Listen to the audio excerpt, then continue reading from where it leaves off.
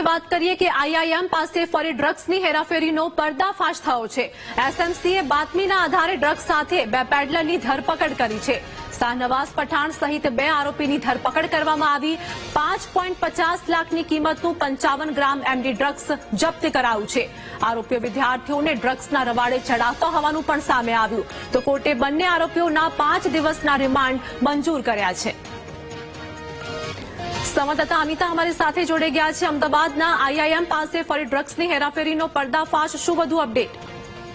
જે સાથે જે પ્રકારે અમદાવાદની જાણીતી શૈક્ષણિક સંસ્થાઓની આજુબાજુમાં જે ડ્રગ્સની હેરાફેરી વધી હતી અને જે પ્રકારે વિદ્યાર્થીઓને ડ્રગ્સના રવાડે ચડાવવામાં આવતી હોવાની જે માહિતી મળી હતી, જે મામલે સ્ટેટ મોનિટરિંગ સેલ દ્વારા સતત શૈક્ષણિક સંસ્થાઓ પાસે જે પેટ્રોલિંગ કરવામાં આવતું હતું તે વોચ રાખવામાં આવી હતી। આ દરમિયાન બાતમી મળી હતી કે આઈઆઈએમ રોડ ઉપર એક જે ડ્રગ્સ પેડલરો જે ત્યાંથી પસાર થવાના હતા અને દિવાલ પાસે તે ડ્રગ્સનું વેચાણ કરી રહ્યા હતા। જે મામલે જયારે એસએમસીની ટીમે વોચ ગોઠવીને તપાસ કરતા જે આઈઆઈએમ પાસે જ 2 આરોપી રિક્ષામાં જે ડ્રગ્સ લઈને પસાર થઈ રહ્યા હતા તેઓને ઝડપી પાડવામાં આવે છે।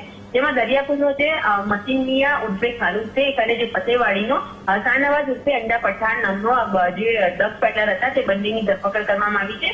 આ બંને ડ્રગ્સ પેડલરને કોર્ટમાં રજૂ કરતા કોર્ટે 5 દિવસના રિમાન્ડ મંજૂર કર્યા છે।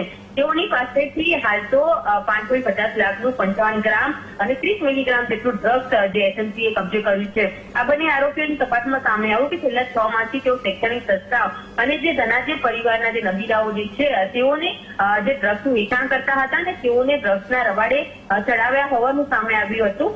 જેને મામલે હાલ તો બંને આરોપીના રિમાન્ડ મેળવીને એસએમસી દ્વારા તપાસ હાથ ધરવામાં આવી છે।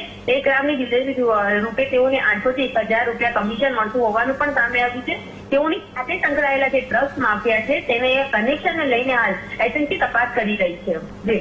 જી આભાર અનિતા, સમગ્ર માહિતી આપવા બદલ।